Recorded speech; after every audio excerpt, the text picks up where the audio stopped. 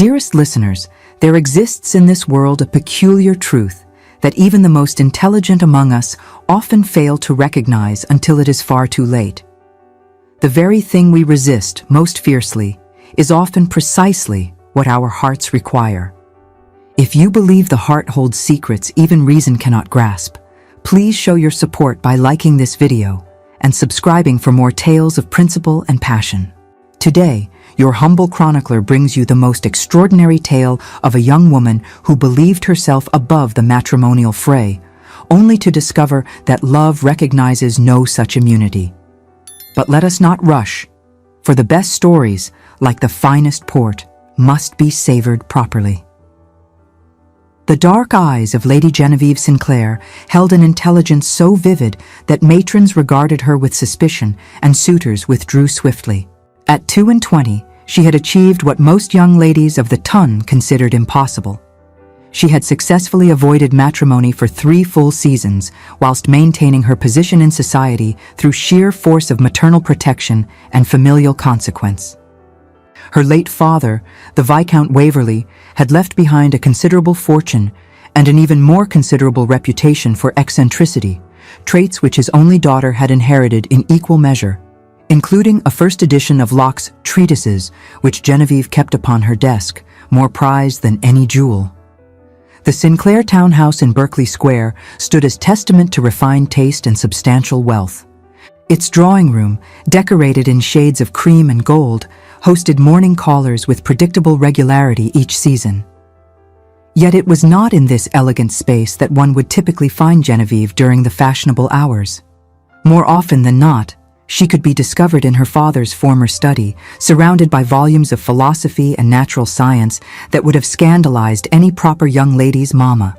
The Viscountess Viuva de Waverley, Genevieve's mother, had long since resigned herself to her daughter's peculiarities. A handsome woman of 45, she possessed sufficient social consequence to weather the whispers that inevitably followed her unconventional offspring.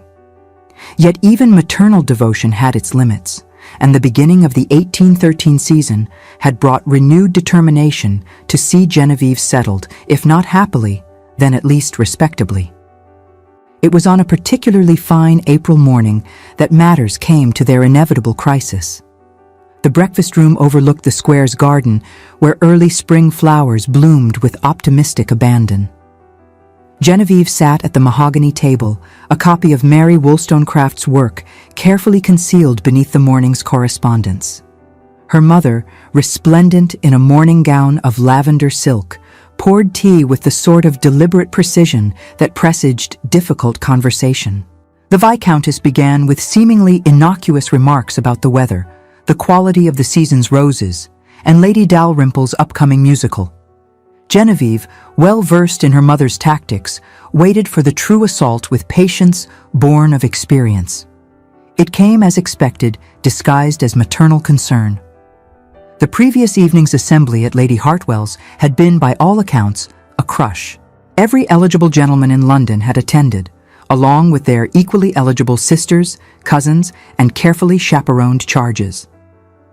Whilst the violin clamored in the ballroom, Genevieve sought refuge in the library, the scent of aged vellum and candle wax displacing the perfume of sweat and lilac. She did not converse with the volumes. She devoured a first edition of Samuel Johnson's dictionary that proved infinitely more engaging than the dancing. Her absence from the ballroom had not gone unnoticed. 3 gentlemen had specifically requested introductions, only to be informed that Lady Genevieve was indisposed. The Viscountess listed each suitor with admirable restraint. Sir Edmund Thorpe, possessed of 10,000 a year and an estate in Hertfordshire, the Honourable Mr. James Fitzwilliam, second son of the Earl of Richfield, and Lord Nathaniel Aldridge, heir to a considerable manufacturing fortune despite his family's unfortunate origins in trade. Genevieve listened with the expression of one enduring a particularly tedious sermon.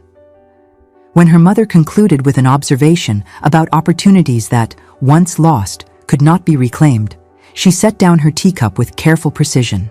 She spoke then of marriage as she understood it, a legal arrangement whereby a woman surrendered all autonomy, property, and personhood to a man who might treat her well or ill according to his whim. She referenced Blackstone's commentaries, which her father had kept in his study, wherein the law clearly stated that husband and wife were one person, and that person was the husband. She noted that whilst gentlemen might pursue knowledge, art, and politics, wives were relegated to managing households and producing heirs. The Viscountess listened with the expression of one who had heard these arguments before. When Genevieve paused for breath, her mother responded with observations of her own.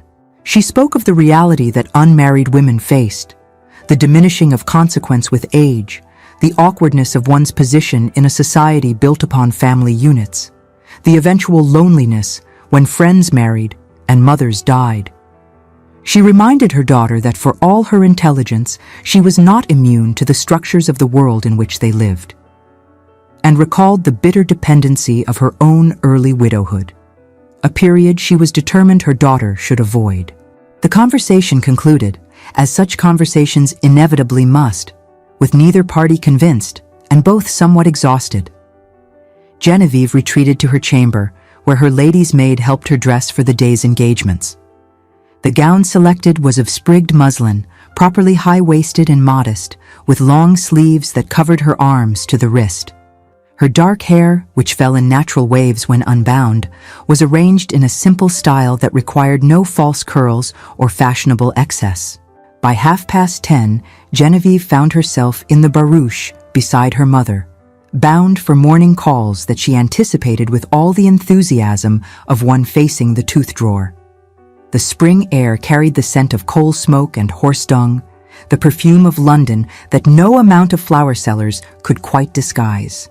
They proceeded first to Lady Montrose's residence in Grosvenor Square, where the conversation centered upon Princess Charlotte's recent engagement and the shocking price of Harry's Mechlin lace. The second call, to Mrs. Arabella Worthing in Cavendish Square, proved equally tedious. Mrs. Worthing, a widow of indeterminate years and substantial fortune, had made herself arbiter of all things fashionable.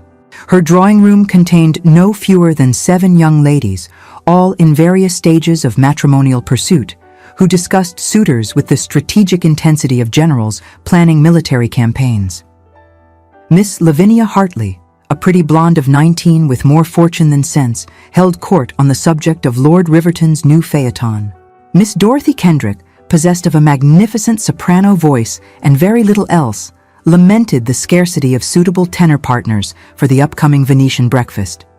The Honorable Miss Felicity Danvers, daughter of Baron Danvers and a particular friend since childhood, caught Genevieve's eye with an expression of shared suffering. When the conversation turned inevitably to the season's most eligible bachelors, Genevieve excused herself on pretense of admiring Mrs. Worthing's collection of hothouse flowers. She found herself instead in a small morning room, examining a rather fine watercolor of the Lake District when Felicity joined her. Felicity spoke in lowered tones of her own upcoming engagement to Captain Harcourt, a naval officer who had recently returned from the West Indies with both his health and fortune intact. She acknowledged that Genevieve disapproved of marriage on principle, but suggested gently that perhaps disapproval stemmed partly from never having met a gentleman worthy of consideration. After all, Felicity reasoned, surely not all men were tyrants, and not all marriages prisons. Genevieve responded with arguments well rehearsed, that even the kindest husband possessed absolute legal authority over his wife, that affection could fade whilst legal bonds remained, that intelligence and ambition in women were discouraged precisely because they threatened male supremacy. She recounted a recent case discussed amongst her father's barristers, where a widow had been left destitute, her property seized by a cousin under the strictures of coverture, adding cold, legal certainty to her arguments. She spoke with passion about the injustice of a system that gave women no recourse, no independence, no voice in the laws that governed them. Felicity listened with sympathy, but remained unconvinced. She suggested that perhaps Genevieve's father, who by all accounts had been an extraordinary man, had raised expectations impossible for ordinary gentlemen to meet. Before Genevieve could respond, Mrs. Worthing's butler announced that the carriages were ready and the morning's social obligations resumed their inexorable course. The third call nearly proved fatal to Genevieve's composure. Lady Summersby, a distant relation on her mother's side, received them in a drawing room so over-decorated it resembled a curiosity shop more than a residence. Every surface held some ornament, every wall bore multiple paintings, and the general effect was one of magnificent chaos. Lady Summersby, a formidable woman with iron-gray hair and opinions to match, spoke bluntly about Genevieve's matrimonial prospects. At 22, she was no longer in the first bloom of youth. Her reputation for intellectualism preceded her, and whilst some men might tolerate cleverness, few actively sought it in a wife. Her fortune, whilst respectable, was not large enough to overcome these disadvantages indefinitely. The Viscountess attempted intervention, but Lady Summersby would not be deterred. She listed, with brutal efficiency, the young women who had made successful matches that season: Miss Thornfield to Lord Ashworth, Miss Chambers to Sir Robert Whitley, and Miss Caroline Drayton to the extremely eligible Mr. Pemberton. Each had been younger, prettier, or richer than Genevieve, and each had approached matrimony with appropriate enthusiasm rather than philosophical objection. By the time they returned to Berkeley Square, Genevieve felt exhausted by society and its expectations. She informed her mother that she had developed a headache and would not be attending Lady Castlereagh's card party that evening. The Viscountess, recognizing defeat when she encountered it, merely sighed and requested that Genevieve at least appear at tomorrow evening's assembly at Almack's, as their patroness vouchers must not be wasted. The following morning dawned gray and threatening rain. Genevieve woke early, a plan forming in her mind that represented both rebellion and refuge. She would visit Hatchard's in Piccadilly, that sanctuary of literature where gentlewomen might browse without censure, accompanied only by their maids. There, surrounded by books rather than matrimonial scheming, she might find peace for a few precious hours. Her maid, Hannah, a sensible woman of 30 who had served the Sinclair family since Genevieve's childhood, prepared her mistress for the expedition with efficient silence. The walking dress selected was of fine corduroy, practical for uncertain weather, with a matching pelisse and bonnet. Genevieve took up her reticule, tucked a small volume of poetry within for propriety, and descended to find Hannah waiting in the hall. They walked the distance to Piccadilly, as the morning was fine despite the threatening clouds. Genevieve preferring the simple, rebellious exercise to the stuffiness and confinement of the carriage. The streets bustled with activity, vendors calling their wares, gentlemen on horseback navigating the morning traffic, ladies with their maids examining shop windows. London in season possessed an energy that Genevieve might have appreciated had it not centered so entirely upon courtship and matrimony. Hatchard's stood as an oasis of civilization amidst commercial chaos. The bookshop's bow windows displayed the latest publications, and its interior promised orderly rows of knowledge waiting to be discovered.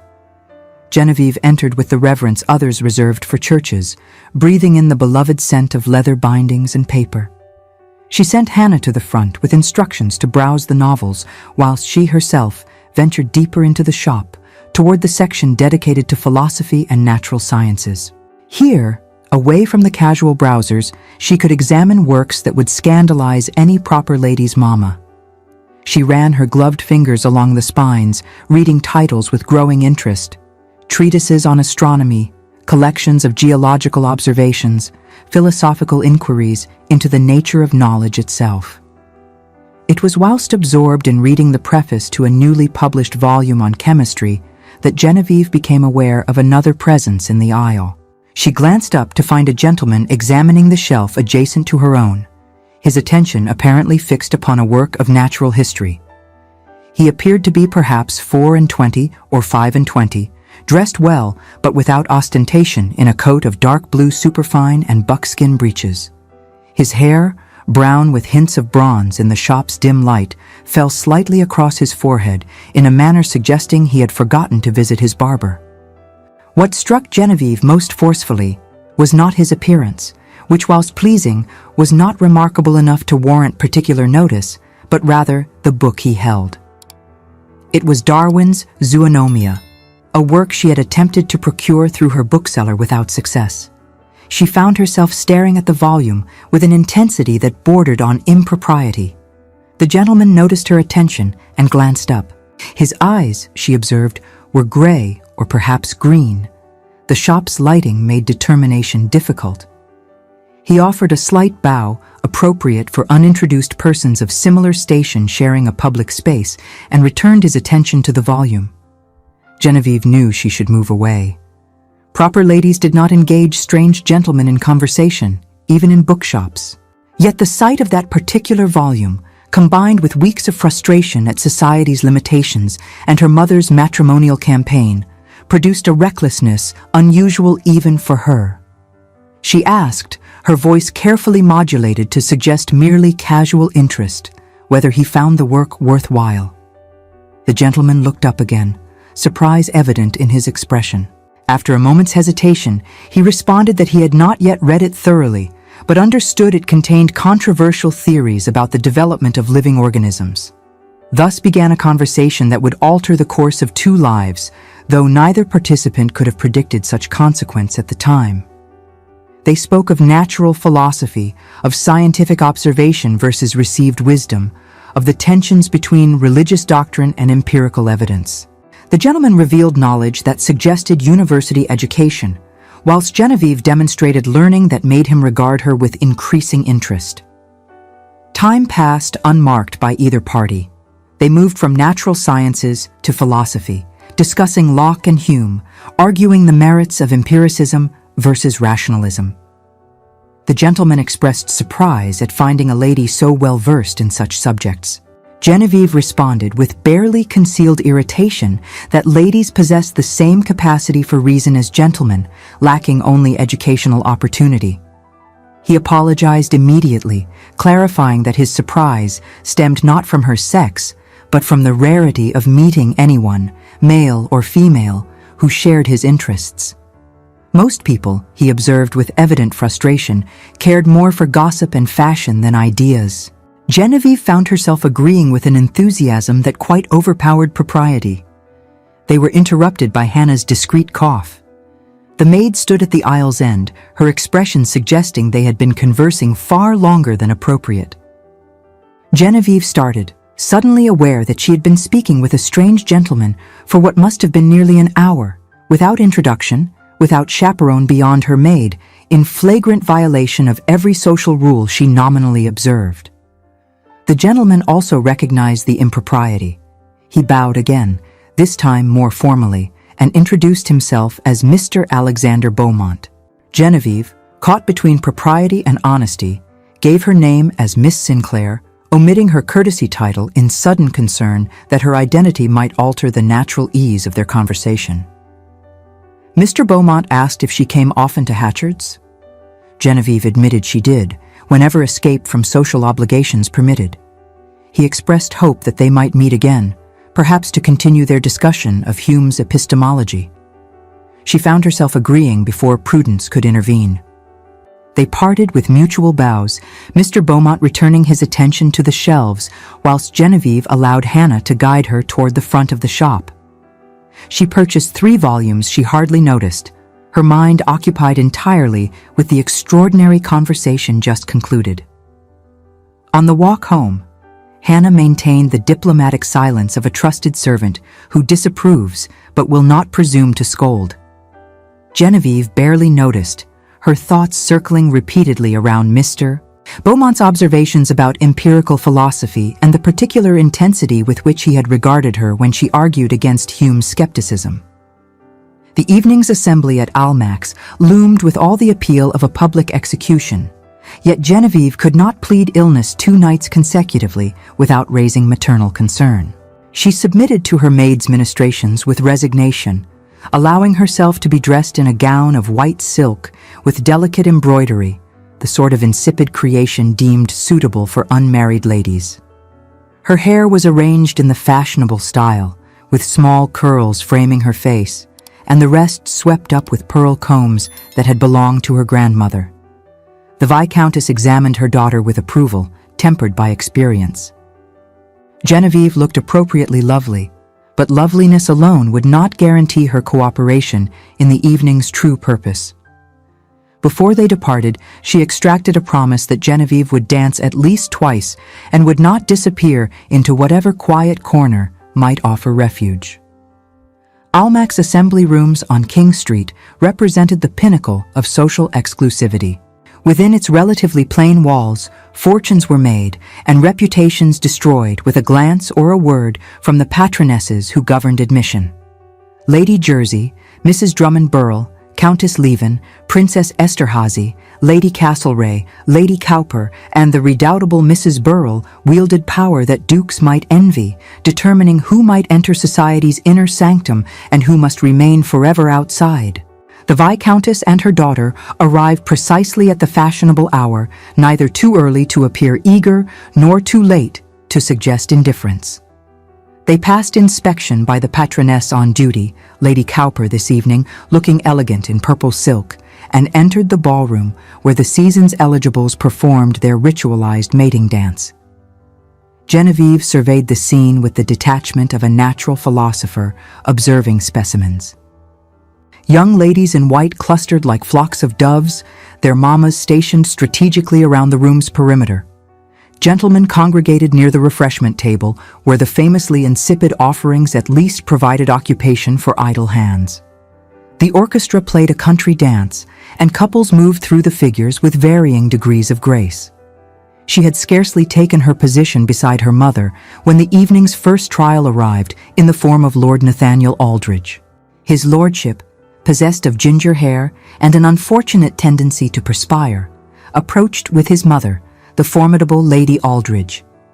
Introductions were performed, pleasantries exchanged, and an invitation to dance extended. Genevieve could not refuse without giving offense, so she allowed Lord Aldridge to lead her onto the floor for the cotillion just forming. His conversation during the dance consisted entirely of observations about the weather, the crush of people in attendance, and the excellence of his mother's recent card party. When he ventured to compliment Genevieve's appearance, comparing her eyes to forget-me-nots, she responded with a detailed explanation of the botanical characteristics of myosotis, including its preference for moist soil and tendency toward aggressive spreading. Lord Aldridge appeared uncertain whether she was being clever or merely odd. By the dance's conclusion, his expression suggested he had settled upon the latter. He returned her to her mother with palpable relief, bowed with precise correctness, and retreated toward the refreshment table with admirable speed. The Viscountess sighed quietly but said nothing. She had learned through 3 seasons that scolding Genevieve for discouraging suitors merely provoked more dramatic displays of unsuitability. The second dance found Genevieve claimed by Sir Edmund Thorpe, a gentleman of perhaps 30 with thinning hair and an estate in Hertfordshire that he described in exhaustive detail. His 10,000 a year seemed to be his primary qualification for matrimony, as he referenced it no fewer than 5 times during their single dance together. When he inquired about Genevieve's accomplishments, she responded by discussing her study of Latin and her current reading of Tacitus in the original. Sir Edmund appeared startled. He observed that young ladies generally preferred novels to classical literature. Genevieve agreed that many did, then proceeded to discuss the relative merits of various Roman historians and their approaches to documenting imperial decline. By the time the dance concluded, Sir Edmund wore the glazed expression of one who has encountered something entirely outside his experience. He returned her to the Viscountess with remarks about the evening's warmth and a hasty bow. Genevieve watched him retreat toward a cluster of gentlemen near the card room, where he was immediately absorbed into conversation that, judging by their backward glances, concerned her. The Viscountess finally spoke, her voice low but pointed. She observed that Genevieve appeared determined to die an old maid, which was, of course, her choice to make. But perhaps she might consider that her mother would not live forever, and some thought should be given to her future security. Genevieve felt the familiar combination of guilt and frustration that such conversations inevitably produced. She loved her mother, Truly she did, but could not comprehend why she must marry simply to satisfy society's expectations. Before she could formulate a response that might be both honest and dutiful, her attention was captured by a disturbance near the entrance. A late arrival was being announced, and the ripple of interest that moved through the assembly suggested someone of considerable consequence. Genevieve stood slightly taller to see over the intervening heads, curiosity momentarily overcoming her determined disinterest in social proceedings. The gentleman who entered was tall, perhaps 30, with silver hair and an expression of supreme boredom. He was immediately surrounded by Lady Jersey and Mrs. Drummond Burrell, who appeared to be performing introductions with unusual enthusiasm. Behind him entered a younger gentleman, and it was this second man who caused Genevieve's breath to catch in her throat. Mr. Alexander Beaumont from Hatchard's stood surveying Almac's assembly rooms with an expression of polite interest that transformed into genuine surprise when his gaze found Genevieve across the crowded floor. For a moment they simply stared at one another, mutual recognition producing mutual shock. The Viscountess noticed her daughter's fixed attention and followed her gaze. She observed with interest that the newcomers appeared to be the Duke of Greystone and his son, Lord Alexander Beaumont, whose arrival in London for the season had been anticipated with considerable excitement. The Duke had been abroad for several years overseeing his extensive holdings, and his heir had rarely been seen in society, preferring Cambridge and the family's northern estates to London's matrimonial marketplace. The name echoed. Lord Alexander Beaumont. The name fitted the man in superfine, but not his demeanor. Genevieve heard her mother's words with a sensation of falling. She was not merely surprised, she was instantly humiliated by her own presumption, the idea that only an ordinary Mr. Beaumont could be worthy of her intellect. Lord Alexander, not Mr. Beaumont, some ordinary gentleman with whom she might have conversed as an equal, but Lord Alexander, heir to a dukedom, one of the most eligible bachelors in England. The man she had spoken with so freely, whose opinion she had valued precisely because she thought him unencumbered by excessive rank, was in fact so far above her station that their conversation in the bookshop must have seemed to him an amusing encounter with a presumptuous nobody. She felt heat rise in her cheeks, a combination of embarrassment and anger at her own foolishness.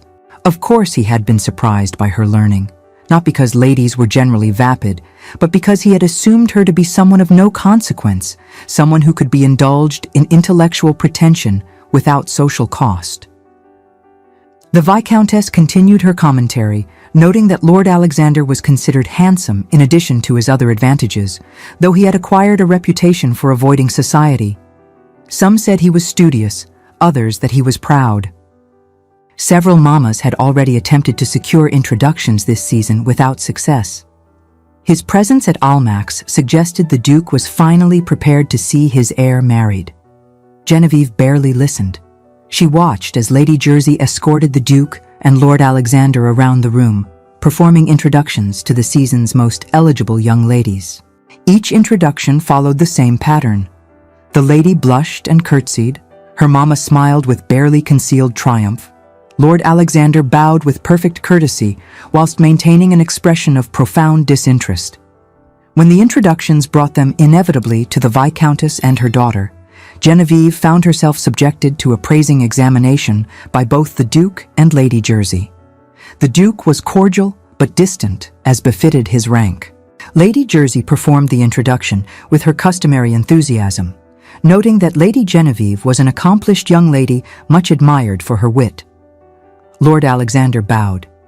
His expression revealed nothing, but Genevieve thought she detected amusement in his gray-green eyes. He asked, with perfect courtesy, whether Lady Genevieve was engaged for the next dance. She wanted to refuse. Pride demanded she refuse. Yet refusal would require explanation, and any explanation must either reveal their previous encounter or appear as inexplicable rudeness to one of the season's most eligible gentlemen. The Viscountess was already beaming with maternal triumph. Lady Jersey watched with sharp interest. Genevieve accepted with as much grace as she could muster, placing her gloved hand upon his arm and allowing him to lead her onto the floor. The orchestra had struck up a waltz, that still slightly scandalous dance requiring permission from the patronesses before unmarried ladies might participate. Lady Jersey must have granted approval, for no one stopped them as Lord Alexander assumed the proper position, and they began to move through the steps. They danced in silence for several measures before he spoke, his voice low enough that only she could hear above the music. He expressed surprise at finding Miss Sinclair revealed as Lady Genevieve, daughter of the late Viscount Waverley, whose reputation for scholarship had been considerable even among those who considered such pursuits eccentric. Genevieve responded with equal quiet that she was no less surprised to discover Mr. Beaumont to be Lord Alexander, heir to a dukedom, whose presence at Hatchard's now seemed somewhat implausible given his rank and consequence. He smiled then, the first genuine expression she had seen since his arrival. He assured her that his interest in philosophy is sincere, regardless of his father's titles. He frequented Hatchard's precisely because it was one place he might be simply Mr. Beaumont, interested in ideas rather than estates and consequence. She asked why he had not corrected her assumption. He countered by asking why she had omitted her courtesy title. They regarded one another with mutual understanding born of shared deception, and despite her determination to remain aloof, Genevieve felt amusement breaking through her defensive anger. The dance concluded too quickly. Lord Alexander returned her to her mother with a request that he might call upon them at Berkeley Square. The Viscountess granted permission with transparent delight, whilst Genevieve maintained carefully neutral expression. The remainder of the evening passed in a blur of introductions and dances, though Genevieve found it impossible to concentrate on any conversation whilst her mind remained fixed upon the revelation of Lord Alexander's identity. She danced with Lord Ashford, whose conversation consisted entirely of hunting stories, and with Mr. Geoffrey Hartwell, who spent the entirety of their dance describing his new phaeton's superior engineering.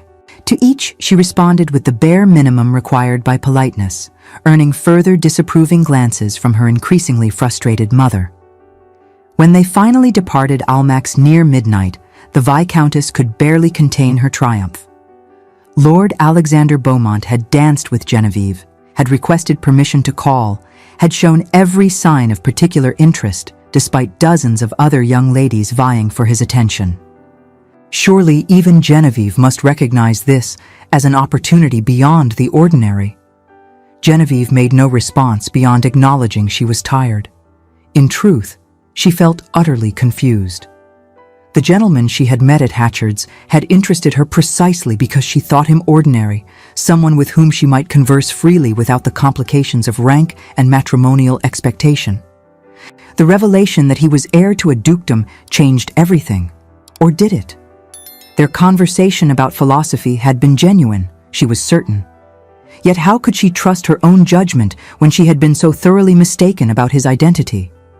She retired to her chamber with relief, dismissing Hannah after the complicated business of removing gown, corset, and the pins, securing her elaborate coiffure. Alone at last, she sat at her dressing table in her night rail, regarding her reflection with unusual attention. Was she pretty? Society seemed to think not, or at least not pretty enough to overcome her reputation for inappropriate learning. Her features were regular enough, dark eyes beneath well-defined brows, a straight nose, a mouth perhaps slightly too wide for perfect beauty. Her figure, when not constrained by corsetry, was slender but not fashionably willowy. She looked, she decided, exactly like what she was, a young woman of good family and adequate fortune whose chief distinguishing feature was a stubborn refusal to pretend stupidity for masculine comfort. Why then had Lord Alexander requested permission to call? Perhaps he found her conversation amusing in the way one might find a performing dog amusing, interesting precisely because unexpected. Or perhaps he was one of those gentlemen who enjoyed intellectual women as curiosities, whilst ultimately marrying someone suitably conventional. She climbed into bed with these uncomfortable thoughts, circling through her mind like moths around a candle flame. Sleep, when it finally came, brought dreams of bookshops and ballrooms confused together, where she argued philosophy whilst waltzing through endless library aisles. The following afternoon, precisely at the fashionable hour for morning calls, Lord Alexander Beaumont arrived at the Berkeley Square residence with a correctness that allowed no complaint. He was received in the drawing room, where the Viscountess presided with barely suppressed satisfaction, and Genevieve sat with outward composure that concealed profound uncertainty about how to navigate this unexpected complication. Lord Alexander had brought flowers, a bouquet of roses and lilies arranged with tasteful restraint, which he presented to the Viscountess with appropriate compliments. He inquired after their health, commented favorably upon the weather, and demonstrated every indication of a gentleman paying a perfectly ordinary social call. Yet when conversation turned to literature, his expression grew animated, and Genevieve recognized the same enthusiasm he had displayed at Hatchard's. The Viscountess, demonstrating the tactical brilliance that had successfully navigated 3 seasons, excused herself after a quarter hour on pretense of correspondence requiring immediate attention. Propriety was maintained by leaving the drawing room door open and positioning herself in the nearby morning room where she might serve as technical chaperone whilst remaining out of earshot. Thus liberated from maternal supervision whilst maintaining appearance of propriety, Genevieve and Lord Alexander regarded one another with the wariness of duelists assessing opponents' strengths. He spoke first, acknowledging that their meeting at Hatchard's had occurred under false pretenses on both sides, though he hoped she did not hold his omission of title against him more harshly than he held hers. Genevieve responded that she considered them equally culpable, though she questioned why a gentleman of his station would care whether a stranger knew his rank. Lord Alexander replied that rank brought complications he had found exhausting since achieving his majority. Every conversation became calculation, every acquaintance potentially mercenary. At Hatchard's, discussing philosophy with Miss Sinclair, who seemed genuinely interested in ideas rather than consequence, he had experienced rare freedom to be simply himself. She found his honesty disarming, though pride prevented her from admitting it. Instead, she observed that Lady Genevieve presumably presented similar complications, being the object of her mother's matrimonial schemes and society's expectations. He acknowledged the parallel, then ventured to ask whether Lady Genevieve had meant what she said about marriage being institutionalized oppression. His tone suggested genuine curiosity rather than mockery, which emboldened her to speak with unusual frankness. She explained her position, that marriage under English law rendered women legally non-existent, their property and persons entirely subject to husband's control. A wife could not refuse her husband's demands, could not leave regardless of cruelty, could not even claim legal right to her own children. The institution did not serve love, but rather property transfer and dynastic continuation, with women's happiness utterly incidental to these purposes.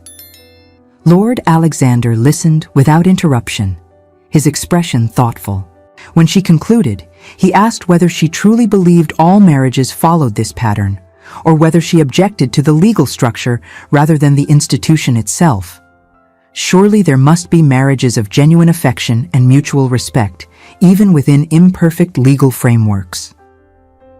Genevieve admitted grudgingly that happy marriages existed, citing her parents as example. Yet she maintained that individual happiness did not excuse systemic injustice, and that she could not, in good conscience, participate in an institution predicated upon women's subordination. He observed that her position placed her in difficult circumstances, as society offered few alternatives for unmarried women beyond dependence upon male relatives. Genevieve acknowledged this bitterly, noting that she recognized the hypocrisy of criticizing marriage whilst relying upon her father's fortune for independence. Their conversation continued in this vein for the remaining acceptable duration of a morning call, covering topics from women's education to property law reform. When Lord Alexander finally took his leave, expressing hope that they might continue their discussion at Lady Montrose's ball the following week, Genevieve felt thoroughly confused. He was not at all what she expected from a future duke, yet that made him potentially more dangerous to her resolution, not less. The Viscountess emerged from her strategic position in the morning room, wearing an expression of cautious optimism. She noted that Lord Alexander had stayed precisely the correct duration, had demonstrated particular attention to Genevieve's conversation, and had secured her promise to save him dances at the upcoming ball. These were excellent signs, though she counseled against excessive optimism given Genevieve's talent for discouraging eligible suitors. The following days brought a flurry of social engagements that seemed specifically designed to test Genevieve's patience. She attended Lady Hartwell's musicale, where Miss Dorothy Kendrick's soprano soared through Italian arias, whilst her audience maintained expressions of cultivated appreciation. She endured Mrs. Worthing's Venetian breakfast, an afternoon entertainment despite its name, where young ladies paraded their accomplishments whilst mamas exchanged intelligence about eligible gentlemen's fortunes and characters. At each event, Genevieve found herself sought out by Lord Alexander with a consistency that provoked considerable comment among the observant. He partnered her at whist during Lady Summersby's card party, where they won handily despite her initial distraction. He appeared at the Royal Academy exhibition, where they discovered mutual appreciation for landscape painting and shared skepticism about certain fashionable portraitists' excessive flattery of subjects. Most significantly, he seemed to seek her opinion rather than merely her company. When Lady Jersey's dinner party turned to discussion of the war with France, Lord Alexander addressed several observations directly to Genevieve, treating her political analysis with the same respect he afforded the gentlemen present. When Mr. Henry Cavendish, a distinguished natural philosopher, attended Lady Montrose's soirée, Lord Alexander ensured Genevieve was introduced and included in their conversation about recent experiments with gases. This behavior was unprecedented in Genevieve's experience of masculine attention. The few gentlemen who had previously shown interest in her had done so despite her intelligence, treating her learning as an unfortunate eccentricity to be politely overlooked. Lord Alexander, conversely, appeared to value her mind as much as her person, seeking her thoughts on subjects ranging from agricultural reform to the merits of Gothic architecture. Yet this very attention troubled Genevieve more deeply than simple dismissal ever had. She found herself anticipating his presence at social events, felt disappointment when he failed to appear, and caught herself dwelling upon their conversations long after they concluded. These were precisely the symptoms she had observed in other young ladies pursuing matrimonial objectives, and their appearance in herself filled her with alarmed confusion. The situation came to crisis at Lady Montrose's ball, a particularly elaborate affair celebrating her ladyship's birthday. The Montrose residence in Grosvenor Square had been transformed for the occasion, with additional musicians hired and supper laid that reportedly cost upwards of £500. Every person of consequence in London attended, creating such a crush that movement through the ballroom required strategic planning.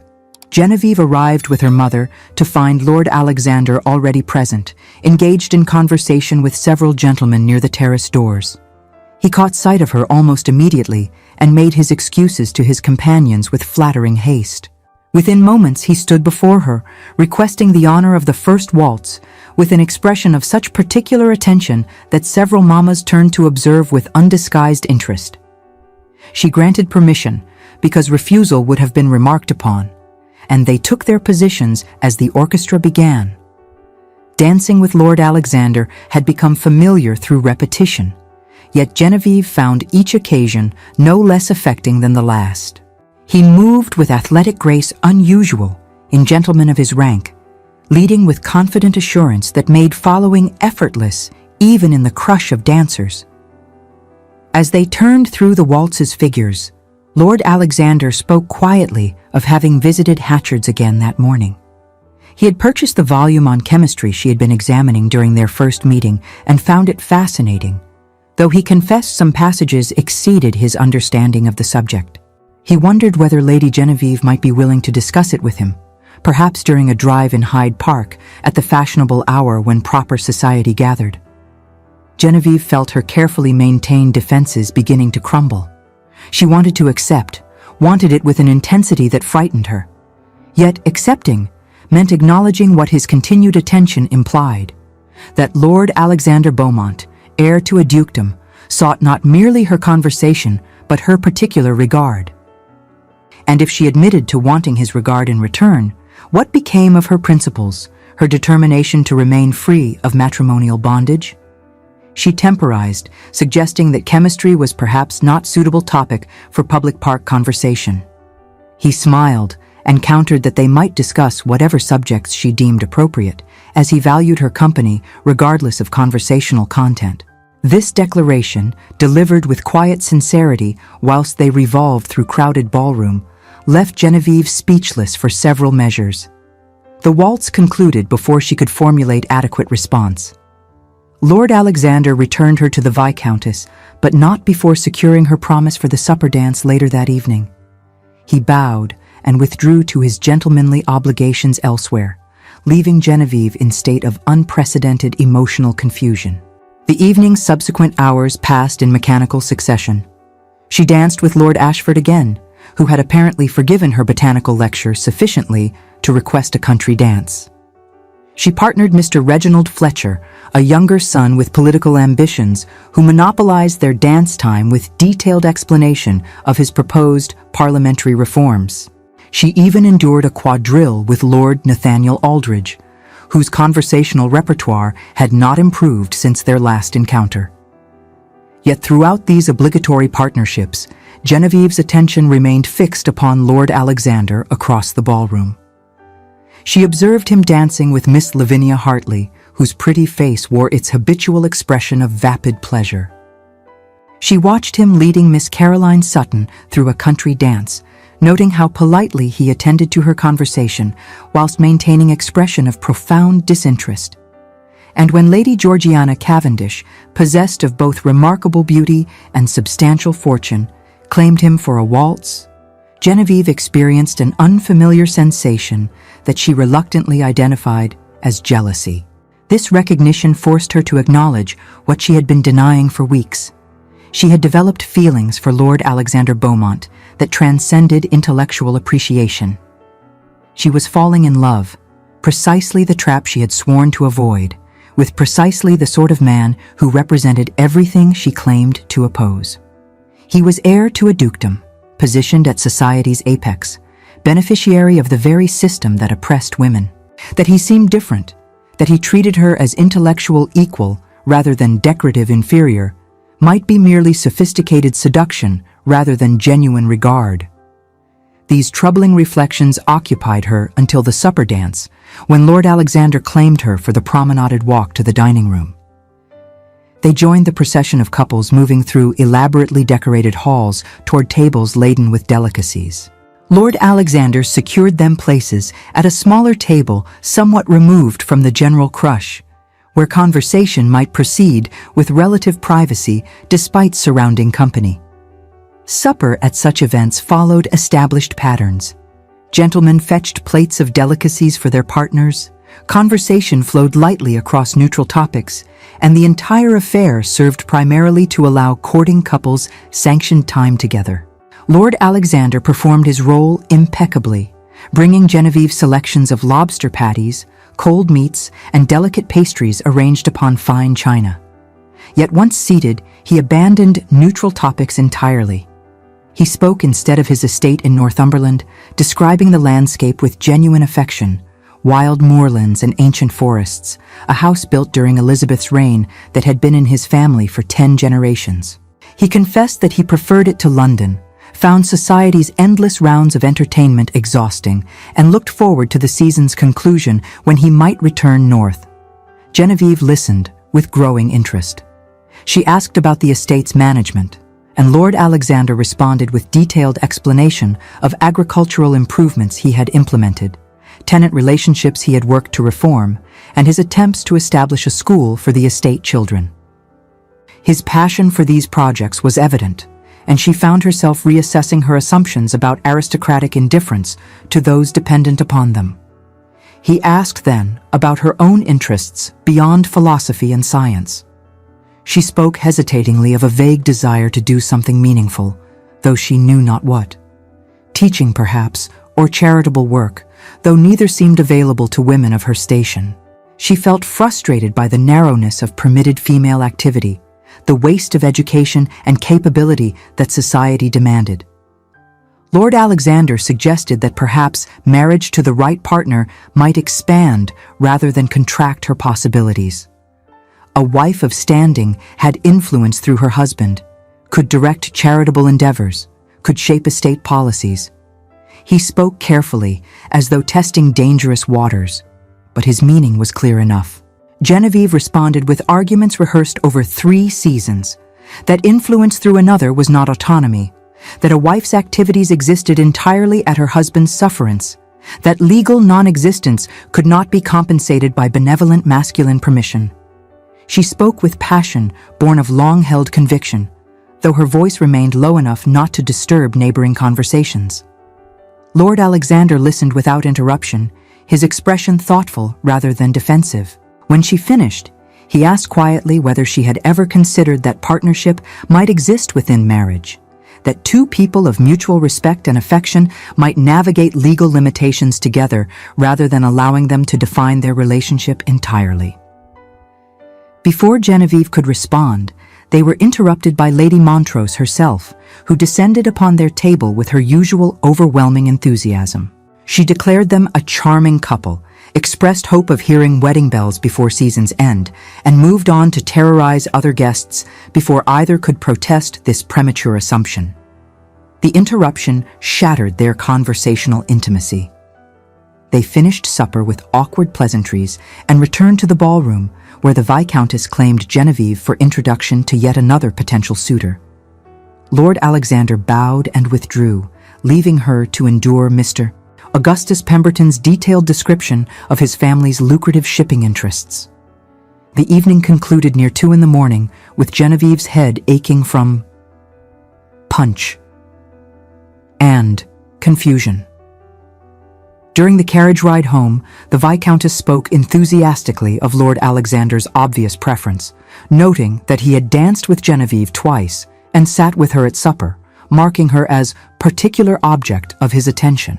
Such behavior from London's most eligible bachelor represented opportunity beyond the Viscountess's wildest maternal hopes. Genevieve made no response. She retired to her chamber, dismissed Hannah, and sat before her mirror in profound uncertainty.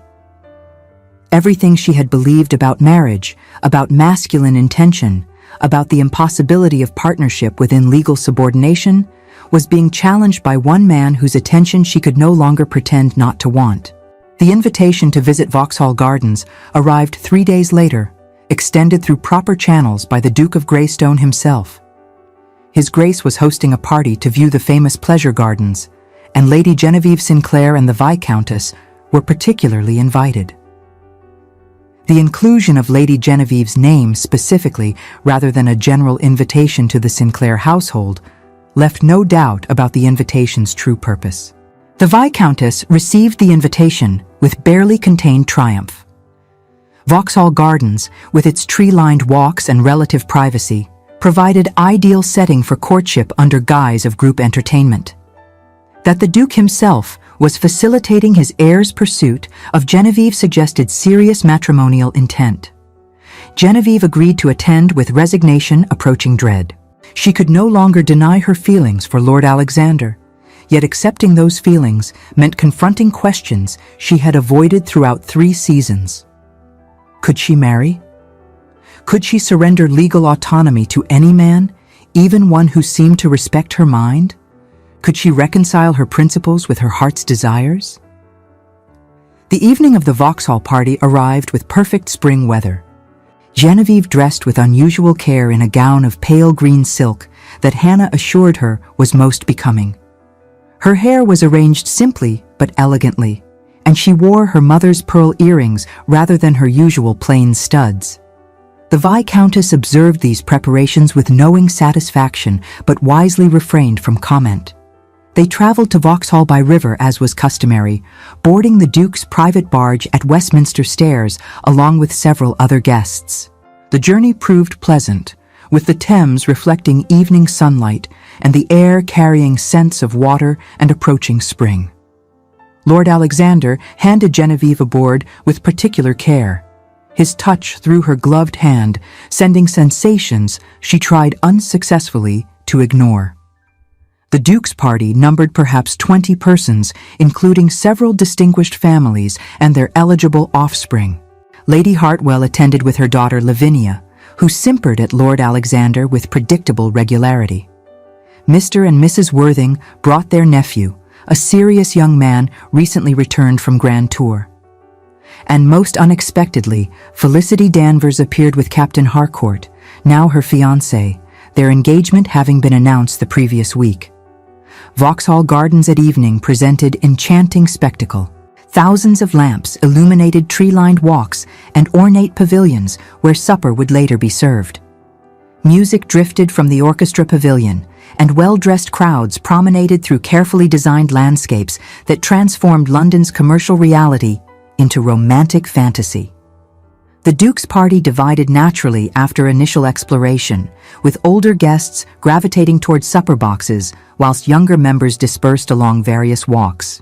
Lord Alexander offered his arm to Genevieve with an expression that brooked no refusal, and she found herself accepting before considering whether doing so constituted tacit acknowledgement of his pursuit.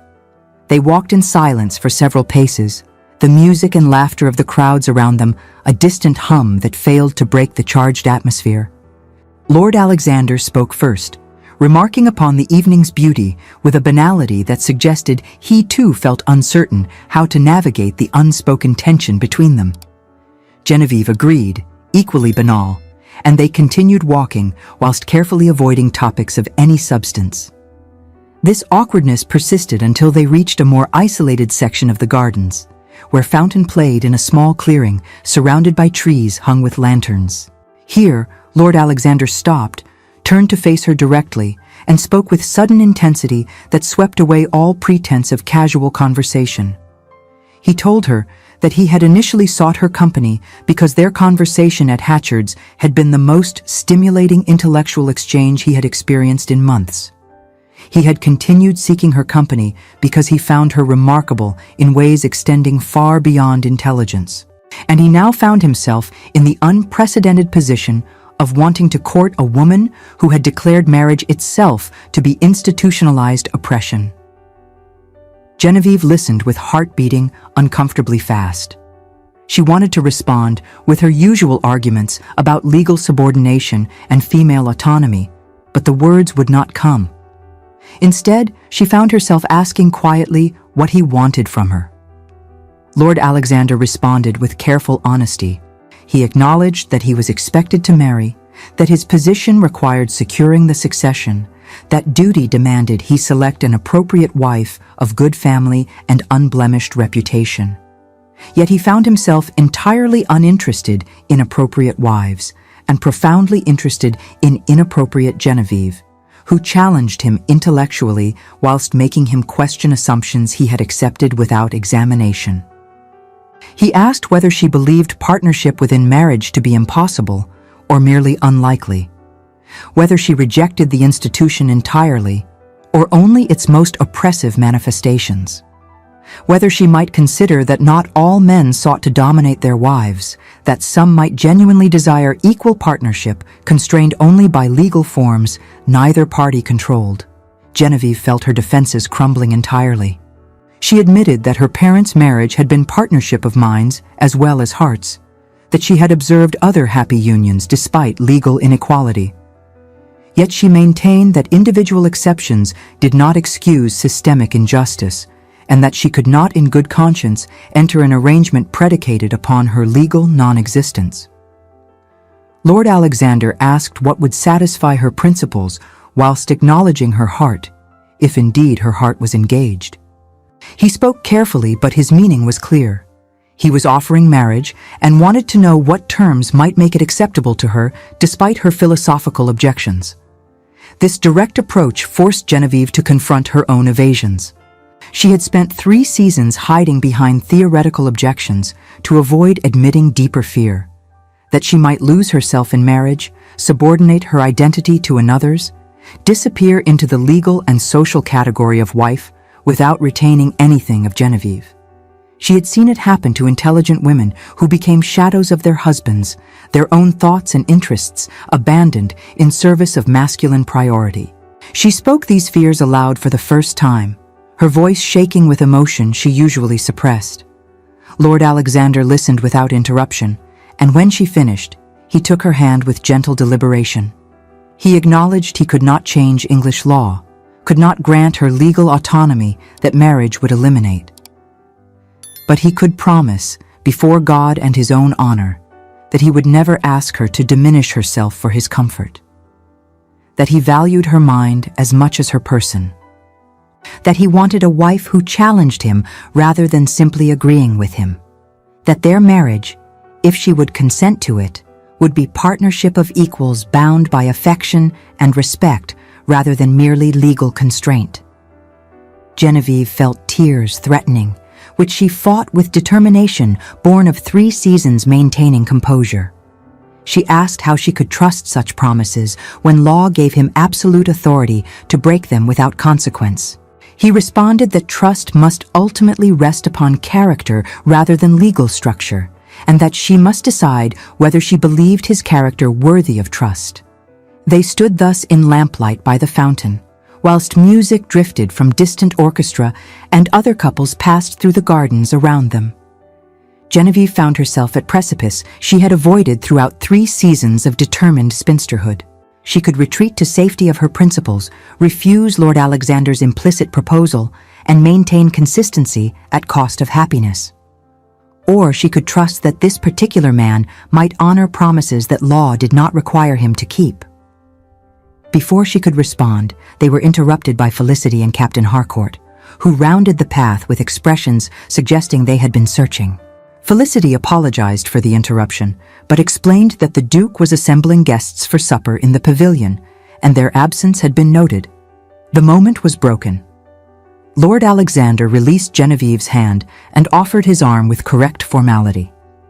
They rejoined the larger party for supper, where cold meats, pastries, and busspunchten were served in the elaborately decorated box the Duke had reserved. Conversation flowed around them, but Genevieve barely attended, her mind entirely occupied with the choice before her. The following week brought the season's most significant event, the Duchess of Devonshire's ball, an entertainment so exclusive that invitations were sought with desperate intensity by those outside the innermost circle of society. The Sinclairs received their invitation as a matter of course, their families standing, ensuring their inclusion despite Genevieve's reputation for eccentricity. Preparation for such an event consumed days. New gowns were ordered, with the Viscountess insisting that Genevieve be attired with unusual elegance. The modiste produced a creation of white silk, overlaid with silver gauze, embroidered with delicate flowers, and cut to showcase Genevieve's figure whilst maintaining strictest propriety. Matching slippers, long gloves, and her grandmother's diamond earrings completed an ensemble designed to present her as serious matrimonial prospect rather than intellectual curiosity. Genevieve submitted to these preparations with unprecedented cooperation. Since Vauxhall, she had thought of little beyond Lord Alexander's words and her own response. She had not seen him in the intervening days, as he had departed London briefly on estate business. Yet his absence served only to clarify her feelings. She missed him with intensity that confirmed what she had been reluctant to admit even to herself. The evening of the ball, she dressed with care and examined her reflection with new eyes. She looked, she thought, like someone who might plausibly attract the heir to a dukedom. More importantly, she looked like herself, rather than some pale imitation of fashionable young ladies whose company she had always disdained. The ball itself exceeded all expectations for magnificence. Devonshire House blazed with thousands of candles, its rooms filled with flowers and decorated with elaborate care. The guests represented the absolute pinnacle of British society. Princes of the blood, ambassadors from foreign courts, distinguished politicians, and every family of significant rank. To be seen here represented ultimate social triumph. To be overlooked constituted social death. The Sinclairs arrived at the fashionable hour to find the ballroom already crowded with guests. The Viscountess navigated through throngs with practiced ease, exchanging greetings whilst positioning them advantageously for observing new arrivals.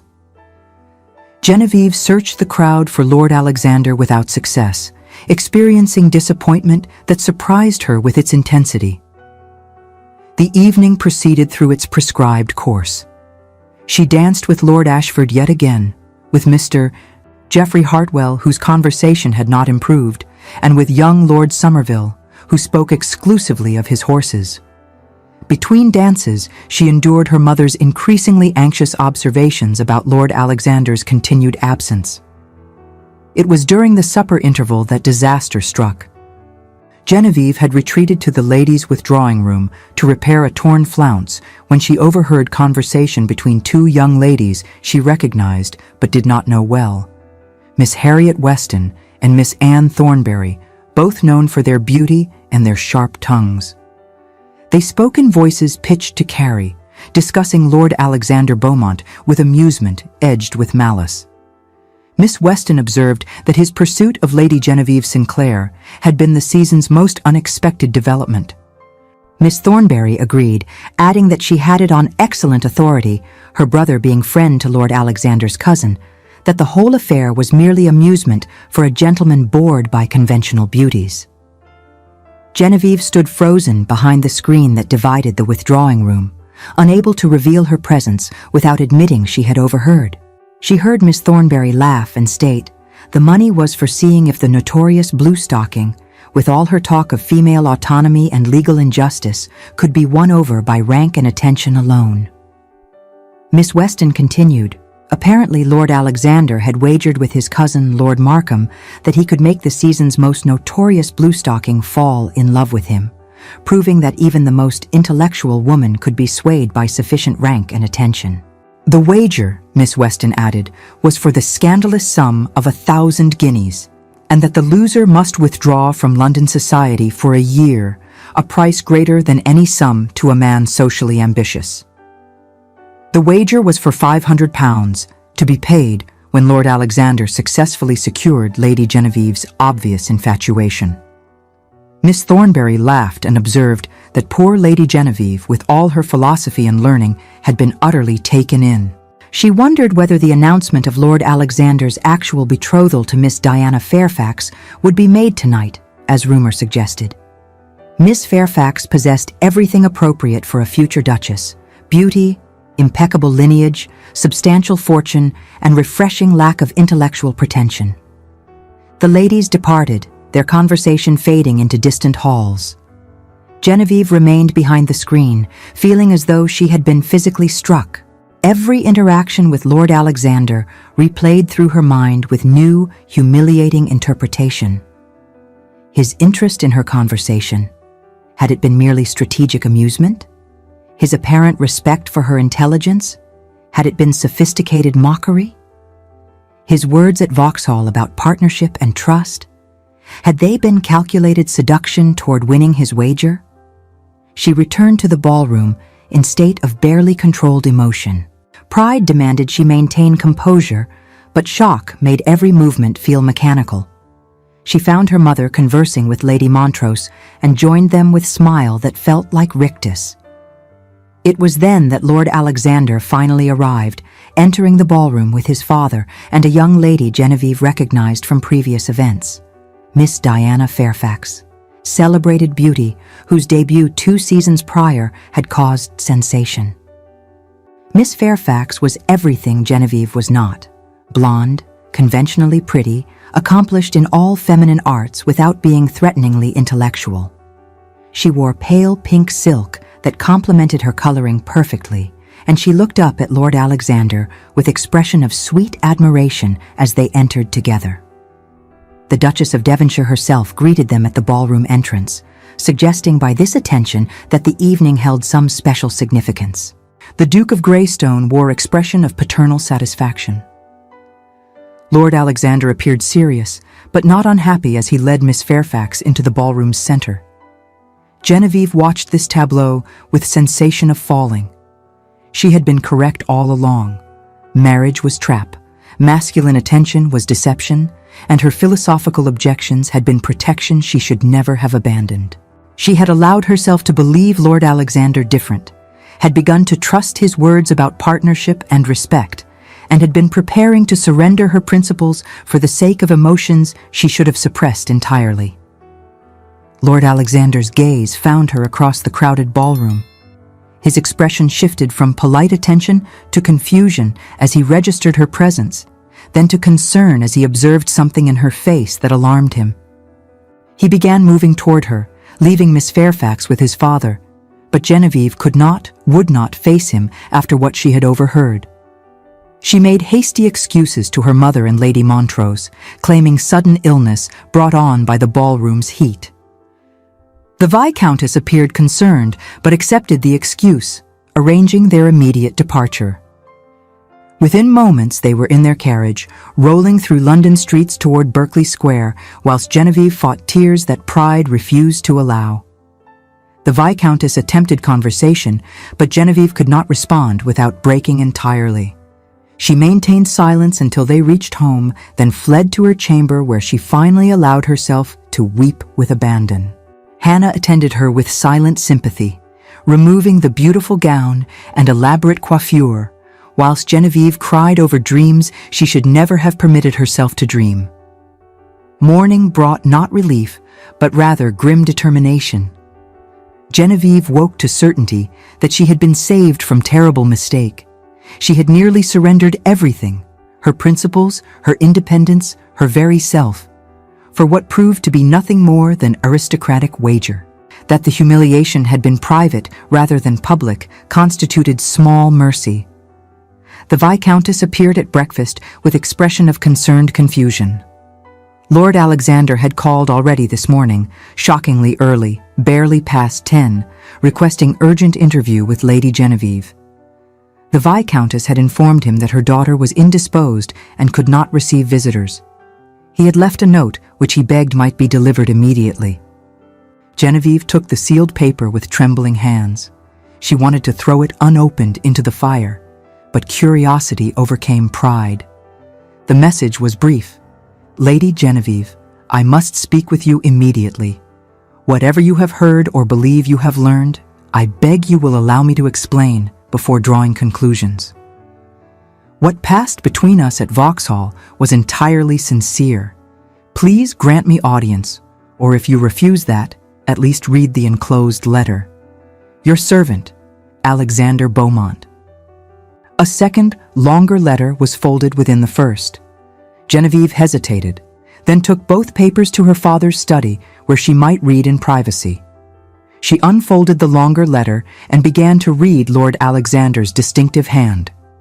The letter began with direct acknowledgement of what Genevieve must have overheard, for he had learned from his cousin that Miss Weston and Miss Thornbury had been spreading precisely such rumors at the Duchess's ball.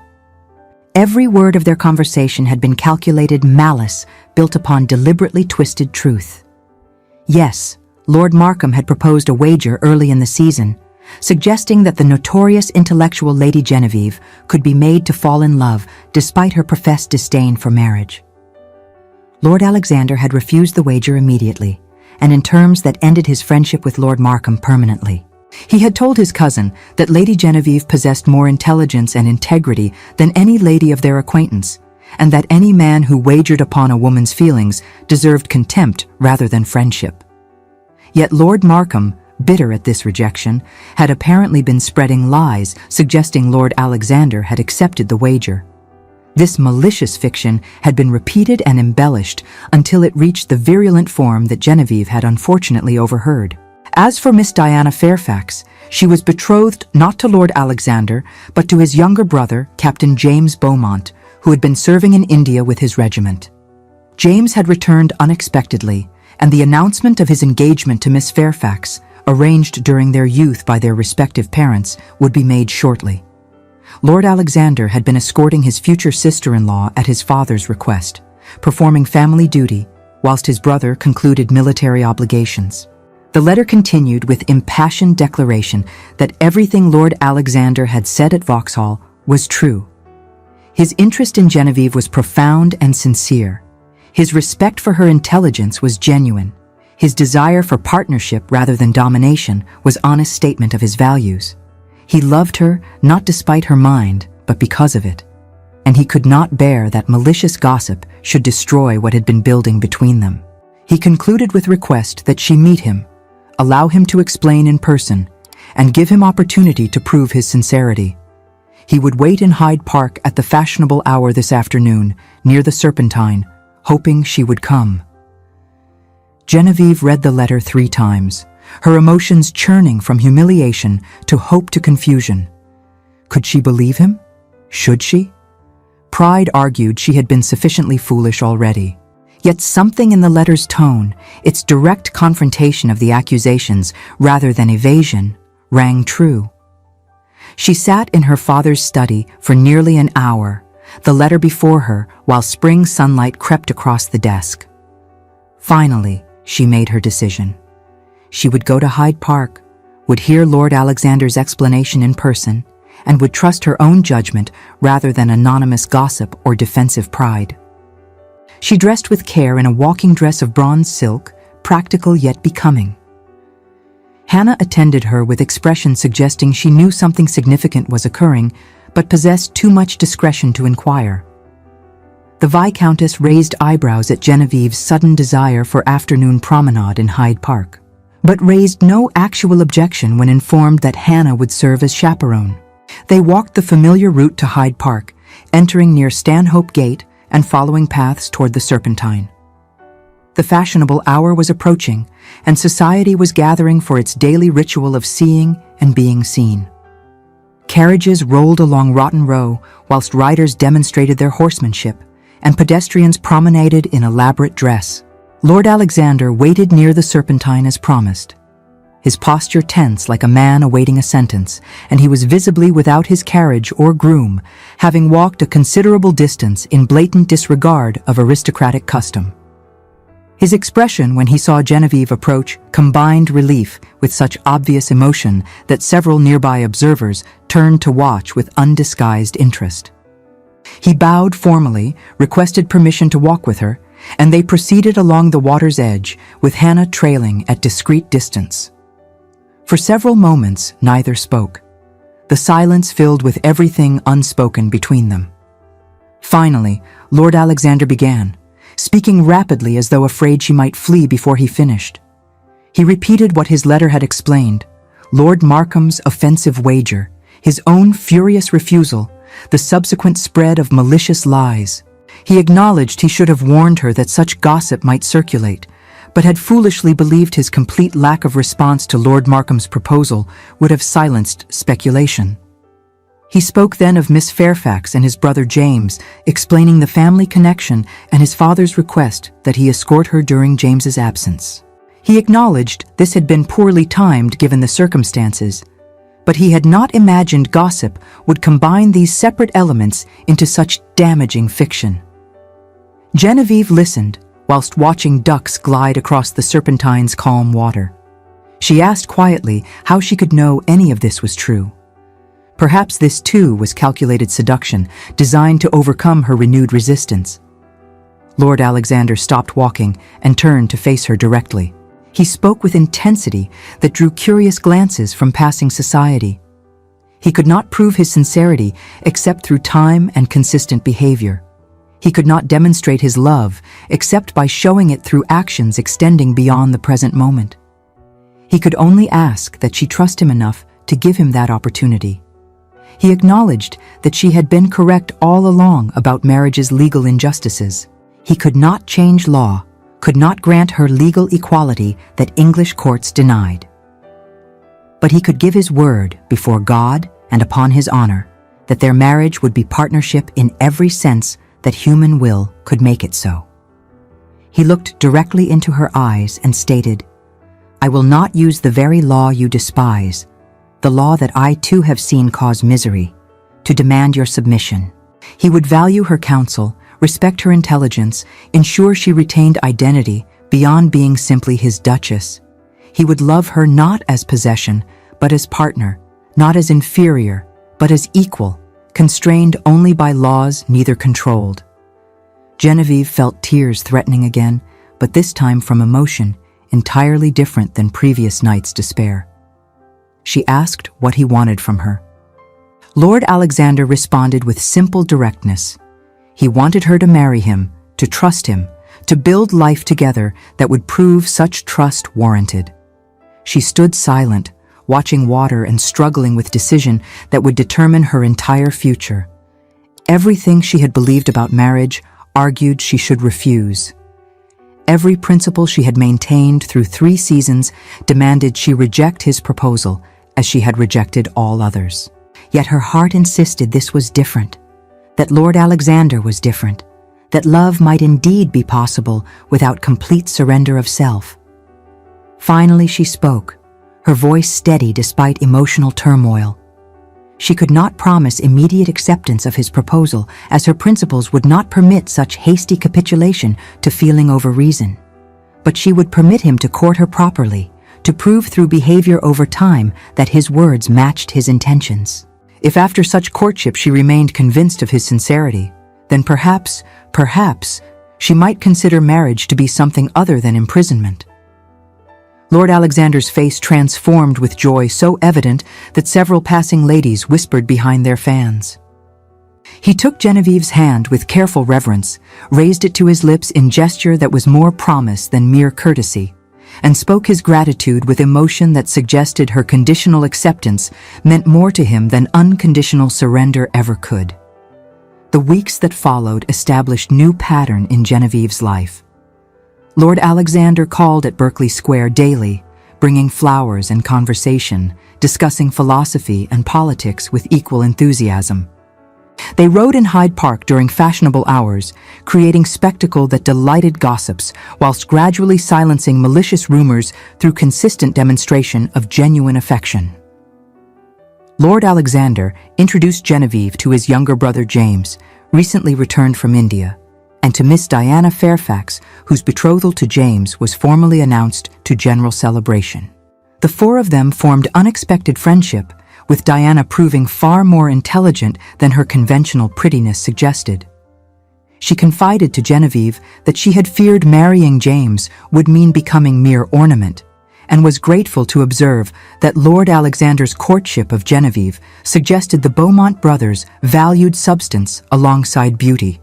The Duke of Greystone himself called at Berkeley Square, a gesture of such significance that the Viscountess barely contained her triumph. His Grace spoke with Genevieve privately, expressing satisfaction at his son's choice, and acknowledging with surprising candor that he had worried Alexander might never find woman who could engage both his mind and his heart. Lady Genevieve appeared to accomplish both, which boded well for his heir's future happiness. As summer approached and the season drew toward conclusion, Lord Alexander invited Genevieve and the Viscountess to visit his Northumberland estate. Such invitation constituted clear signal of serious matrimonial intent, and Genevieve accepted with mixture of anticipation and remaining uncertainty. The journey north took 3 days by comfortable carriage, passing through countryside transformed by summer's full arrival. The estate itself exceeded Genevieve's imaginings.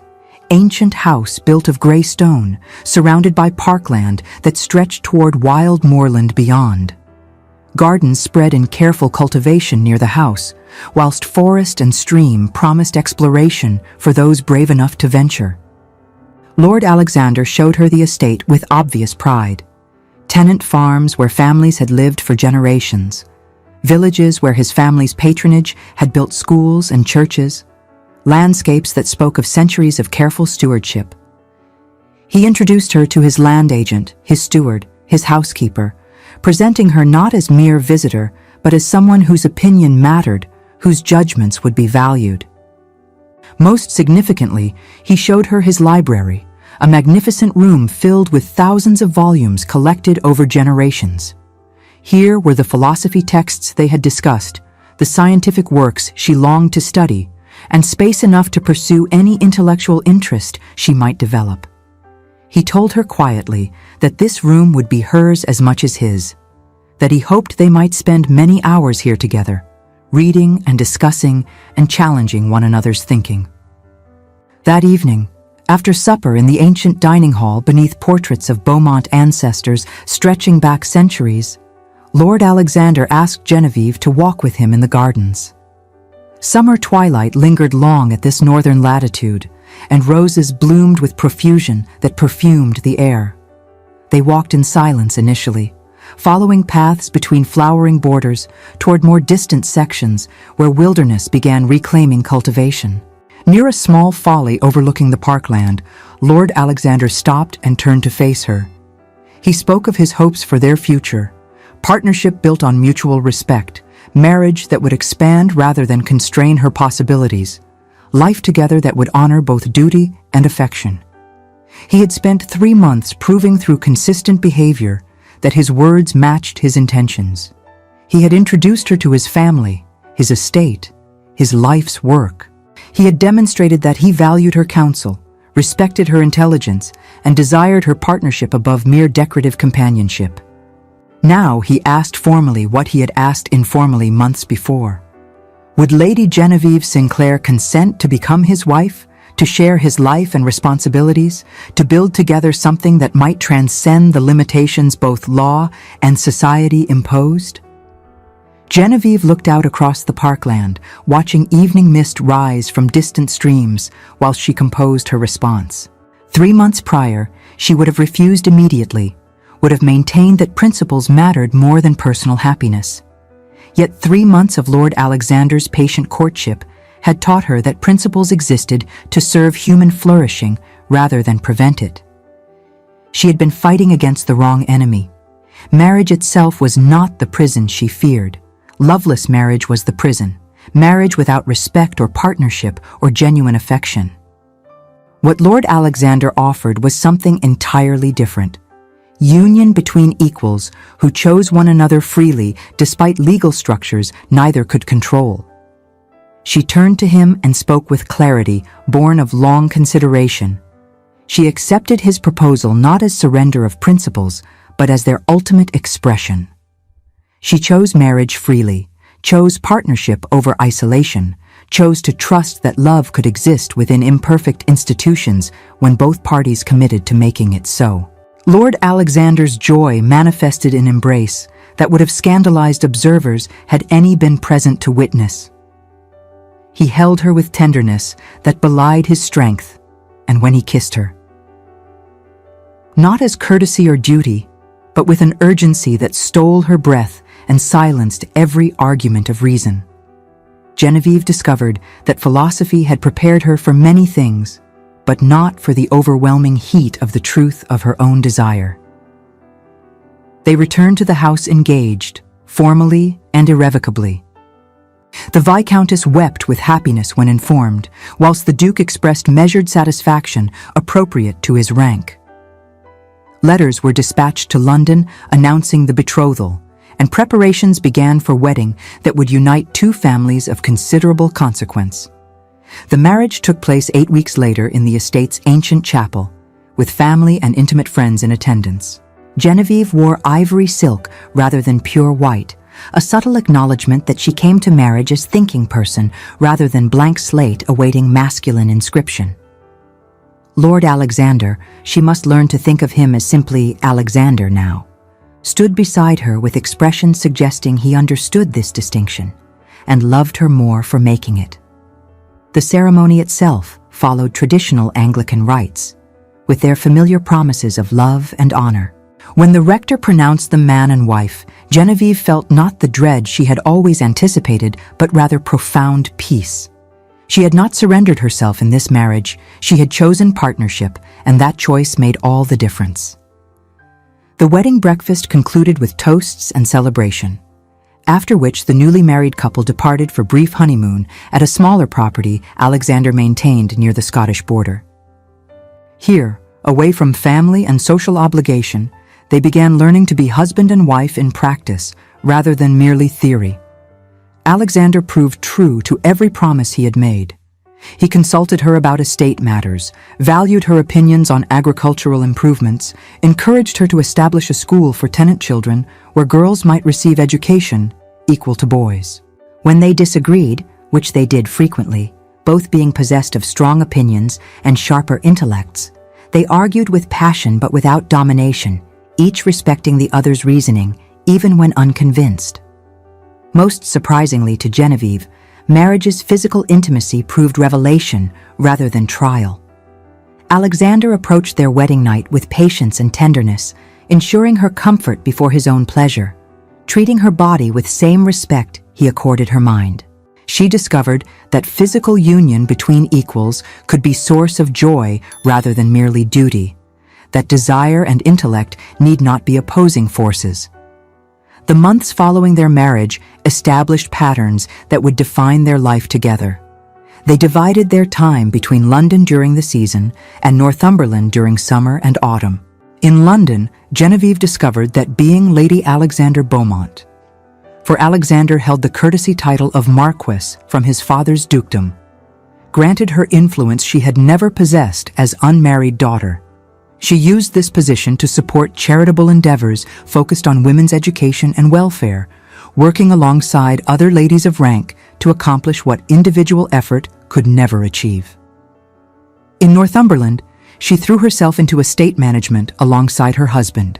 She established the Promise School, taught there herself when qualified teachers could not be found, and discovered satisfaction in practical application of principles she had previously held only theoretically.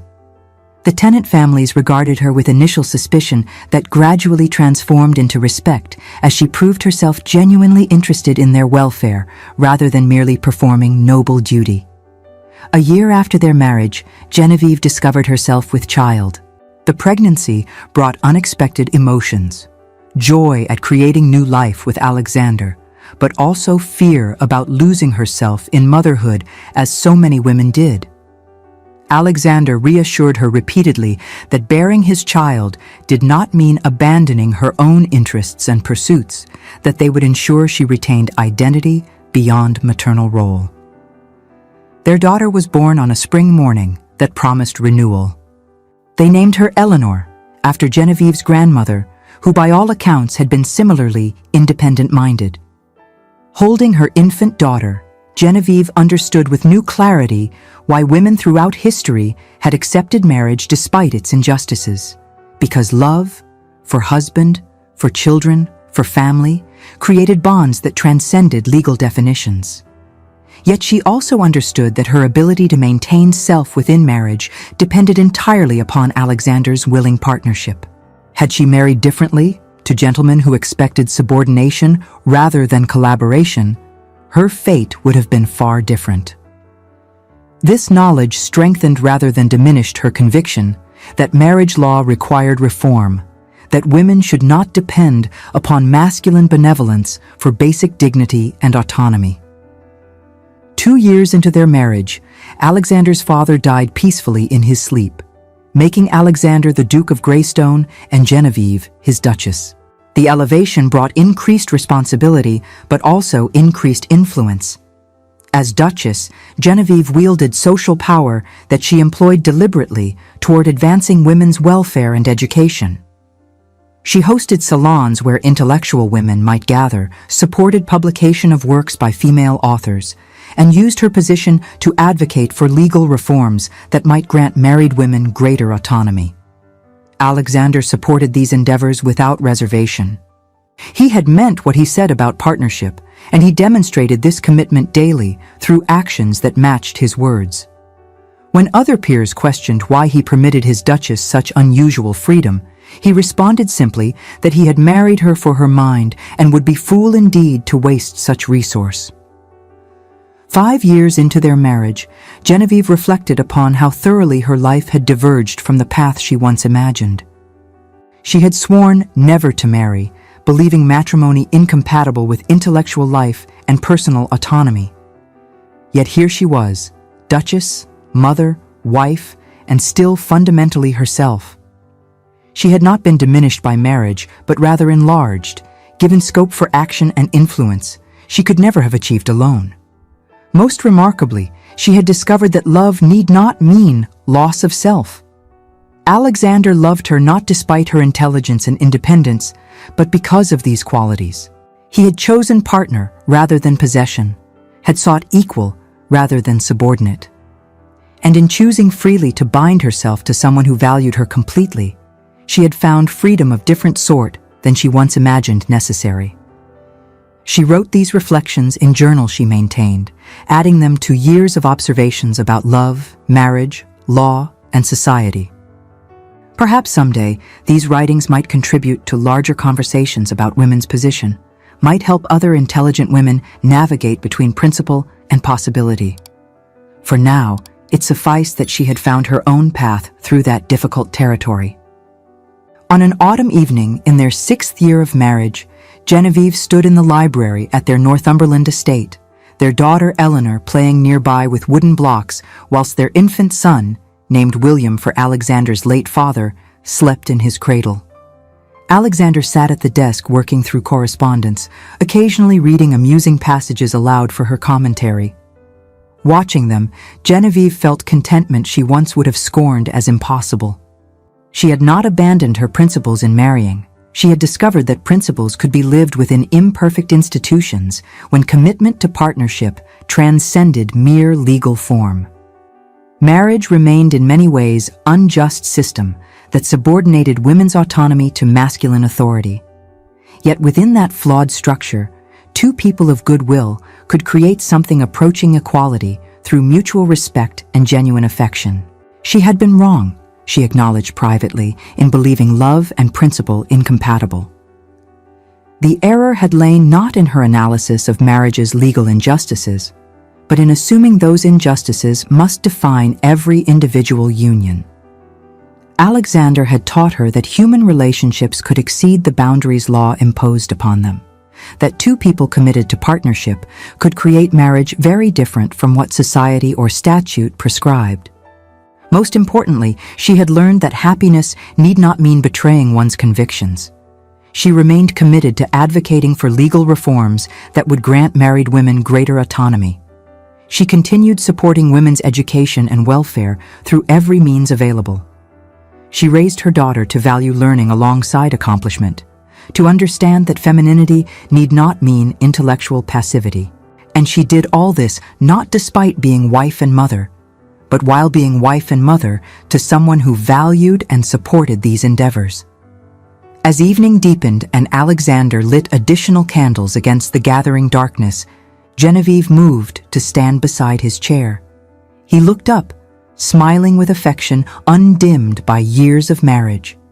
She touched his shoulder gently. This man who had challenged every assumption she held about masculine nature and matrimonial possibility. She had never wanted marriage until a stranger in a library made her question everything. Now, 6 years wed and profoundly happy, she understood that she had not been questioning marriage itself, but rather her own capacity to trust. Alexander had proved himself worthy of that trust repeatedly, and in trusting him, she had discovered not imprisonment, but partnership, not subordination, but equality of hearts, if not of law. Outside, autumn rain began falling gently against the library windows, bringing with it the promise of winter's approach and spring's eventual return.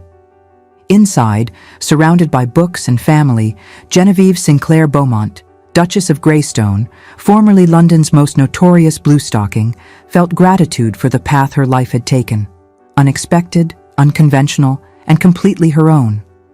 And so another tale of hearts united reaches its blessed conclusion. Love, it seems, finds a way even through the strictest conventions of proper society, and even through the firmest philosophical objections of those who believe themselves immune to its influence. The institution of marriage remains imperfect, burdened by laws that grant men authority over women's very existence. Yet within that flawed structure, two people of good faith and genuine affection may create something approaching perfection. Partnership built on respect, union founded on equality of spirit, if not of statute, and love that honors rather than diminishes the beloved.